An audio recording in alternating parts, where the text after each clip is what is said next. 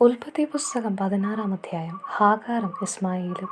അബ്രാമിന് ഭാര്യ സാറായിൽ കുട്ടികളുണ്ടായില്ല. അവൾക്ക് ഹാഗാർ എന്നു പേരുള്ള ഒരു ഈജിപ്തുകാരി ദാസിയുണ്ടായിരുന്നു. സാറായ് അബ്രാമിനോട് പറഞ്ഞു, മക്കളുണ്ടാവാൻ ദൈവം എനിക്ക് വരം തന്നിട്ടില്ല. നിങ്ങൾ എൻ്റെ ദാസിയെ പ്രാപിക്കുക. ഒരുപക്ഷെ അവൾ മൂലം എനിക്ക് കുഞ്ഞുങ്ങളുണ്ടായേക്കാം. അബ്രാം സാറായുടെ വാക്കനുസരിച്ചു. കാനാൻ ദേശത്ത് 10 വർഷം താമസിച്ചു കഴിഞ്ഞപ്പോൾ അവൻ്റെ ഭാര്യ സാറായി ദാസിയായ ഈജിപ്തുകാരി ഹാഗാറിനെ തൻ്റെ ഭർത്താവിന് ഭാര്യയായി നൽകി. അബ്രാം അവളെ പ്രാപിക്കുകയും അവൾ ഗർഭം ധരിക്കുകയും ചെയ്തു. താൻ ഗർഭിണിയാണെന്നറിഞ്ഞപ്പോൾ യജമാനത്തിയെ അവൾ നിന്ദയോടെ വീക്ഷിച്ചു. സാറായ് അബ്രാമിനോട് പറഞ്ഞു, എൻ്റെ ദുരിതത്തിന് നിങ്ങളാണ് കാരണക്കാരൻ. ഞാനാണ് എൻ്റെ ദാസിയെ നിങ്ങളുടെ ആശ്ലേഷത്തിന് വിട്ടു തന്നത്. പക്ഷേ താൻ ഗർഭിണിയാണെന്ന് കണ്ടപ്പോൾ അവൾക്ക് ഞാൻ നിന്ദിയായി. എനിക്കും നിങ്ങൾക്കും മധ്യേ കർത്താവ് തന്നെ വിധിയാളനാകട്ടെ. അബ്രാം പറഞ്ഞു, നിന്റെ ദാസി ഇപ്പോഴും നിന്റെ കീഴിലാണ്. നിന്റെ ഇഷ്ടം പോലെ അവളോട് പെരുമാറിക്കൊള്ളുക. സാറായി അവളോട് ക്രൂരമായി പെരുമാറാൻ തുടങ്ങി. അപ്പോൾ അവൾ സാറായിയെ വിട്ടോടിപ്പോയി.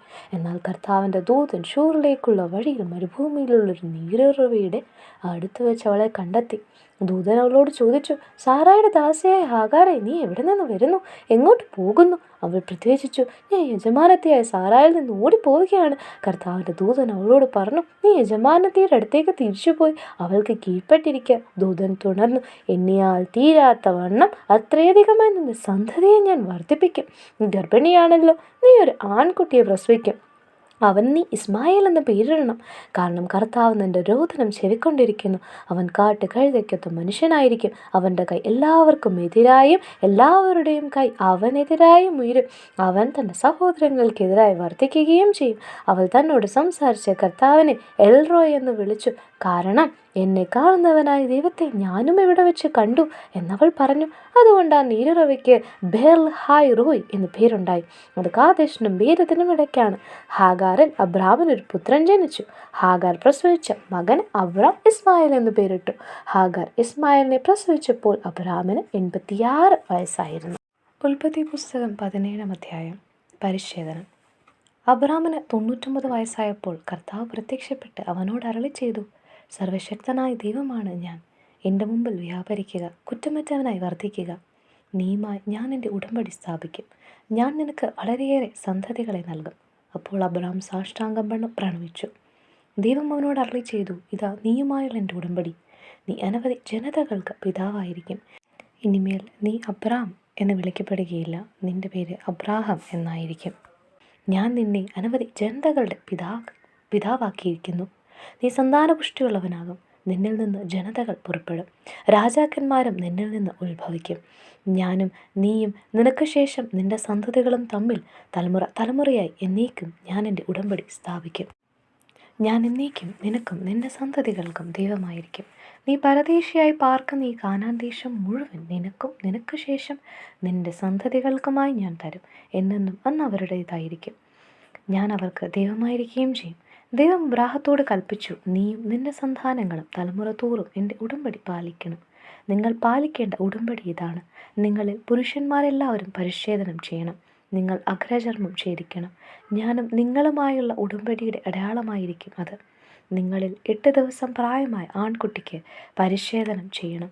നിന്റെ വീട്ടിൽ പിറന്നവനോ നിന്റെ സന്താനങ്ങളിൽ പെടാത്ത വിലയ്ക്ക് വാങ്ങിയ പരദേശിയോ ആകട്ടെ, തലമുറ തോറും എല്ലാ പുരുഷന്മാർക്കും പരിച്ഛേദനം ചെയ്യണം. നിന്റെ വീട്ടിൽ പിറന്നവനും നീ വിലയ്ക്ക് വാങ്ങിയവനും പരിച്ഛേദനം ചെയ്യപ്പെടണം.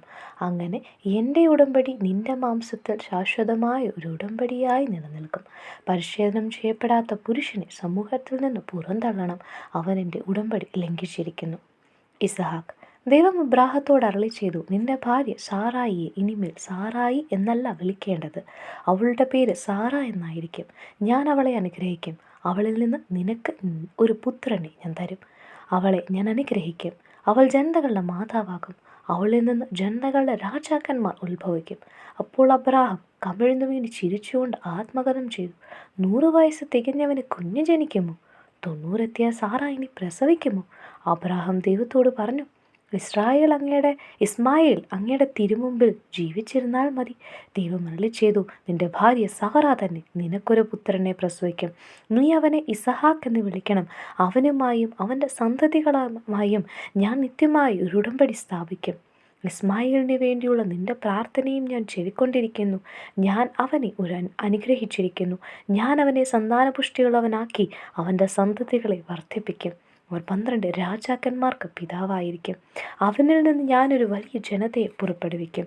എന്നാൽ സാറായിയിൽ നിന്ന് അടുത്ത വർഷം ഈ സമയത്ത് നിനക്ക് ജനിക്കാൻ പോകുന്ന ഇസഹാക്കുമായിട്ടാണ് എൻ്റെ ഉടമ്പടി ഞാൻ സ്ഥാപിക്കുക.